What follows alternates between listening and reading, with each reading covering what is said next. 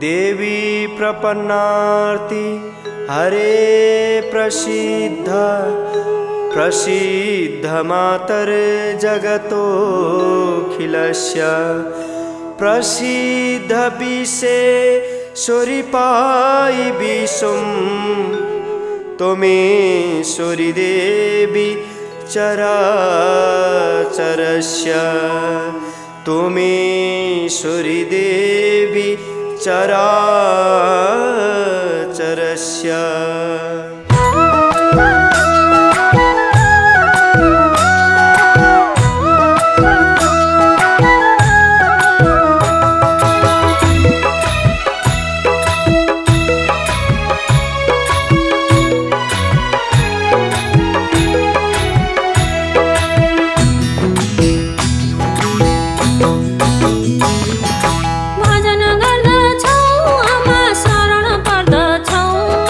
भजन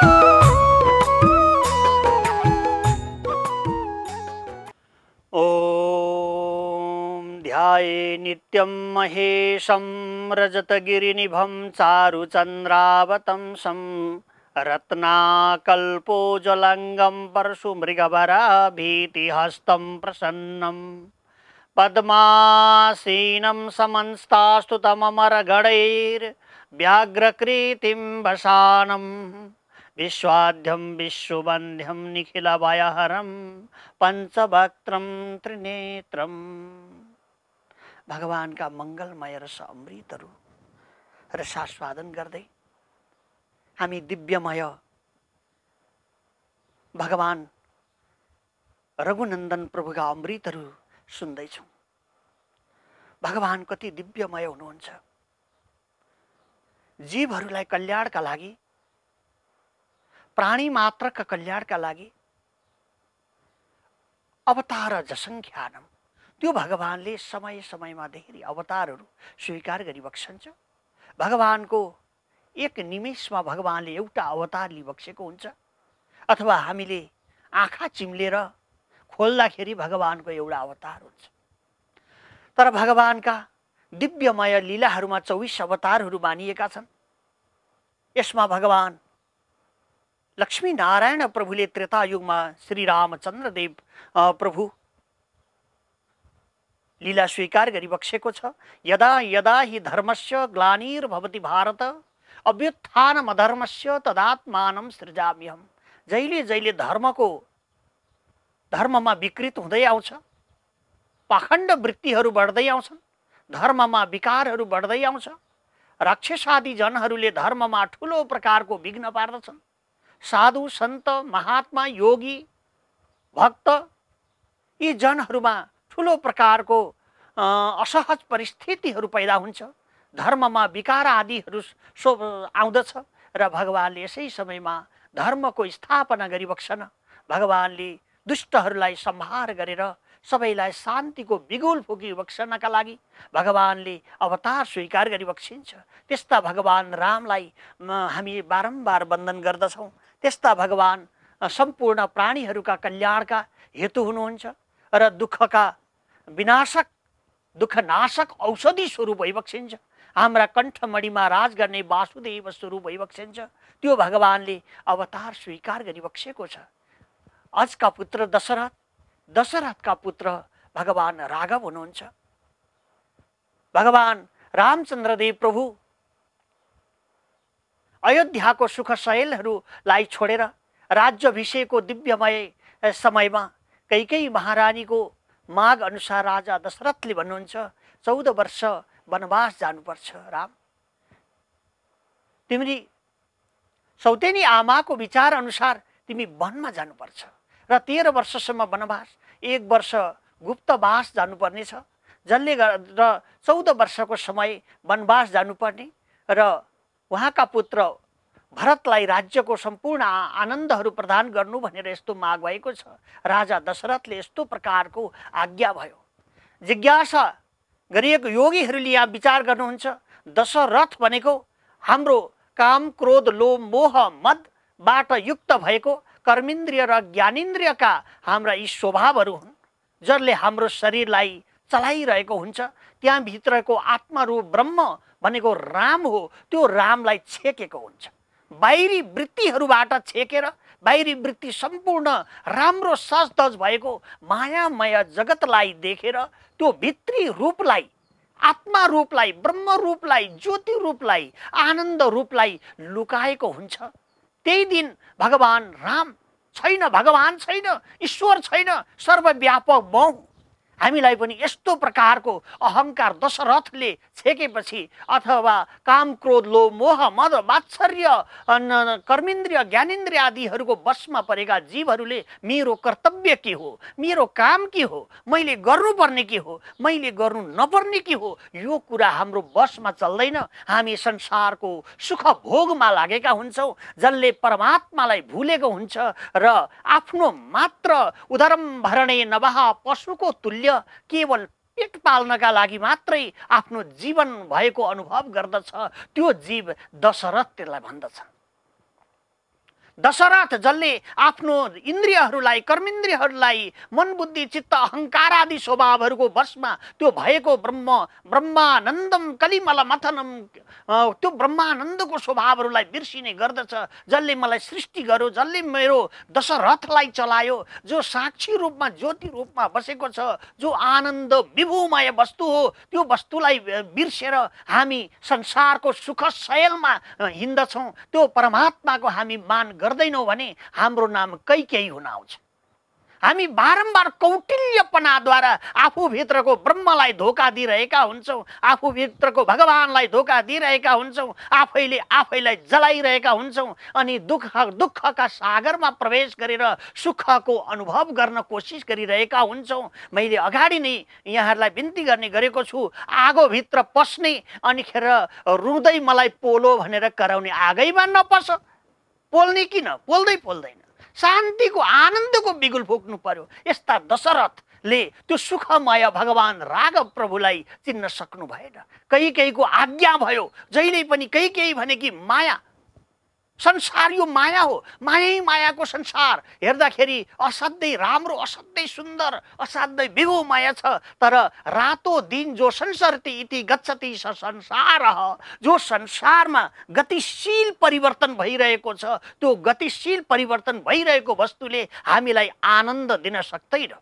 आनन्द कसले दिन्छ भन्दा जो एक रस छ त्यसले आनन्द दिन्छ। त्यसैका पछि योगी महापुरुषहरू लाग्नु भएको छ। योगी महापुरुषहरू भगवान राघव प्रभुको रामको सत्यको चिन्तन गरेर अरण्यका एकान्त बसमा गरेर परमात्मा चिन्तन गर्नुभएको छ। न कि खान नजानेर, लाउन नजानेर, बस्न नजानेर, स्त्री भोग सुख गर्न नजानेर, सम्पत्तिको सुख भोग गर्न नजानेर अरण्यमा एकान्तमा बसेर खोलाका तीरहरू एकान्तमा माला जपेर हरिभजनको चिन्तन सुमिरन गरेर बस्नु भएको त्यसै होइन। सत्यको खोजी गरेको त्यो आफ्नो लागि होइन, कसको लागि? एउटा मात्रै सन्त योगी महात्माहरू हाम्रा अगाडि दर्शन भयो भने हाम्रो त्यो दिन सफल हुन्छ।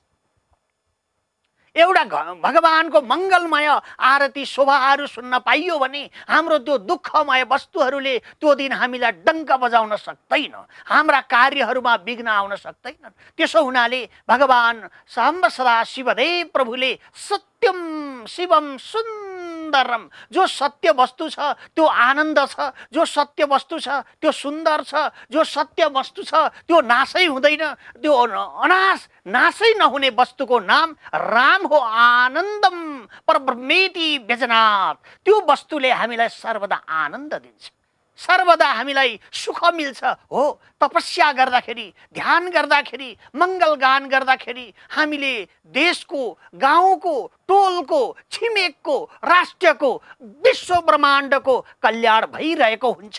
त्यसो हुनाले गर्दा महापुरुषहरूले एकान्तमा बसेर त्यो ब्रह्मचिन्तन गर्दाखेरि त्यो आफ्नो मात्रै कल्याण भएको होइन, त्यो देशको रक्षा भएको हुन्छ, गाउँको रक्षा भएको हुन्छ। किन भन्दा त्यो वस्तुले, त्यो महात्माले, त्यो सन्तले, त्यो भक्तले केवल सत्य वस्तुको पछाडि लागेको छ। त्यो सत्यले असत्य खोज्दैन। सत्य भनेको हामी भित्रको आत्मारूप ब्रह्म चिदानन्द घनमय वस्तु हो। त्यो सुख, त्यसले हामीलाई सुख प्रदान गर्दछ।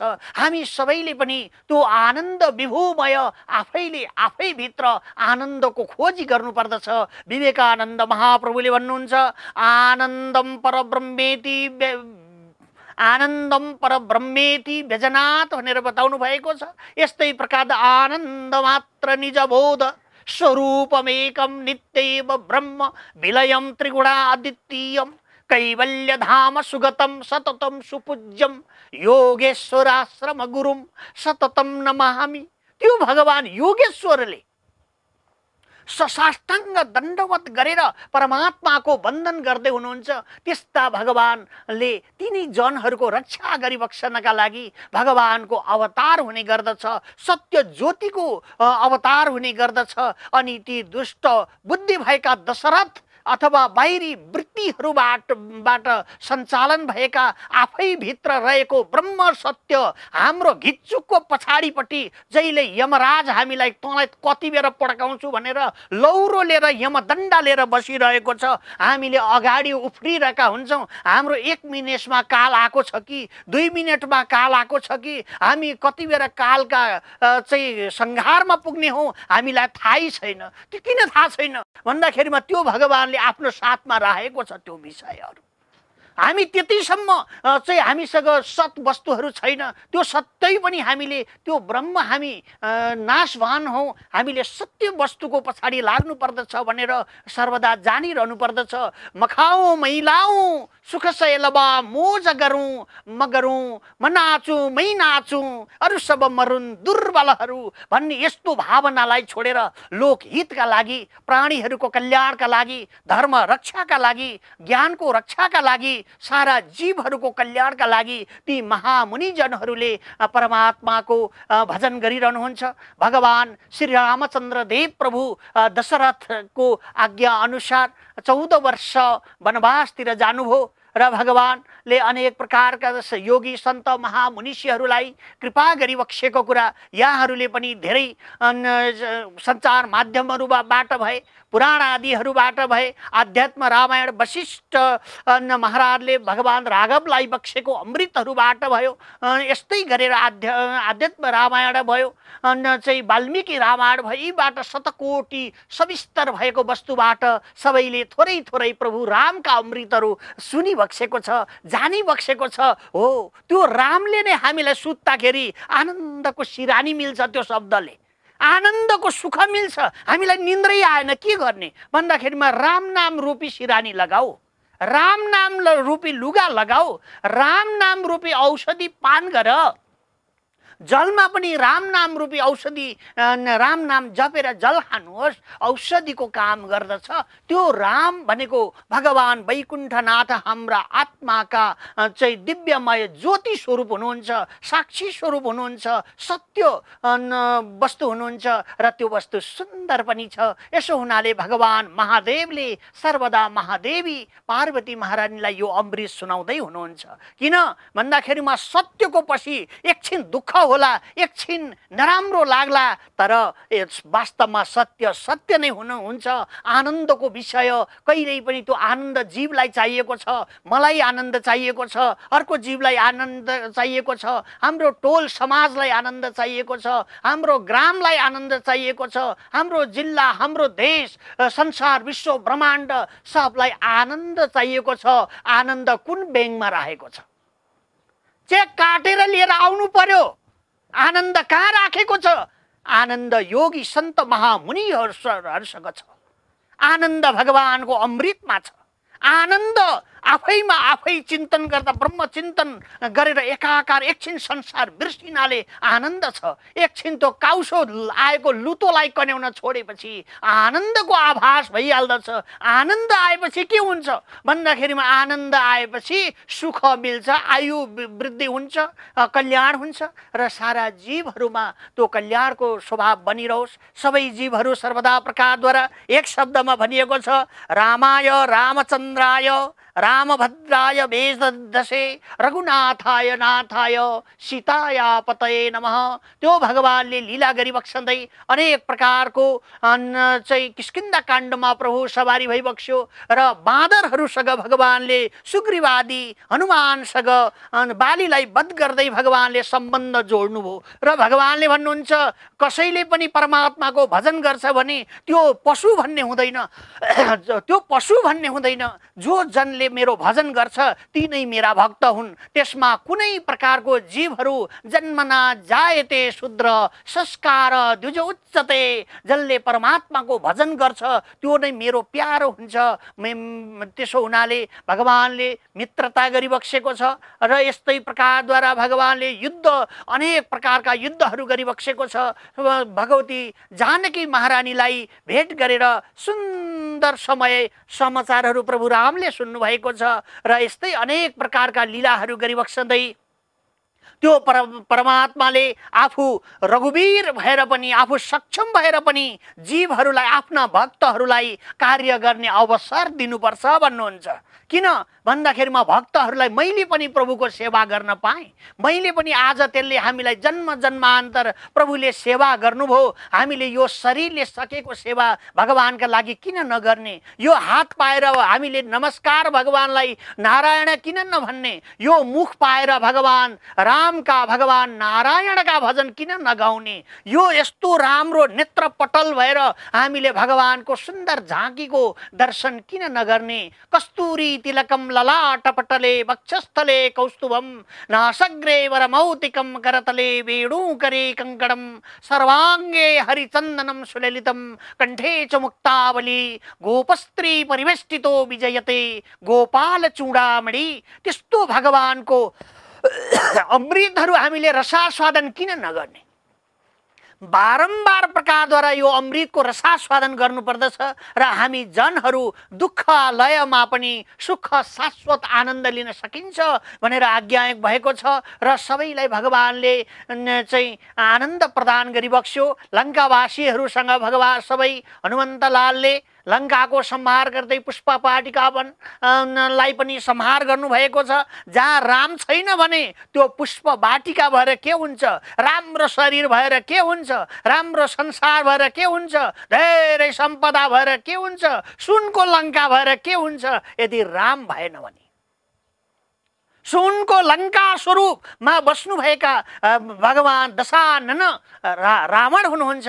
उहाँले कति धेरै भगवानको भजन गर्नुभएको छ, प्रभुलाई साक्षात्कार गर्नुभएको छ र आज त्यो परमात्मा नै उहाँलाई वध गर्न जाँदै हुनुहुन्छ। किन भन्दाखेरिमा बाहिरी सम्पत्तिहरूको, बाहिरी चिजहरूको हामी चाहिँ सक्षमता, आफ्नो बल बुद्धि, यसका कारणले गर्दा धर्मद्रोही भएर निक्लिनु हो रावण।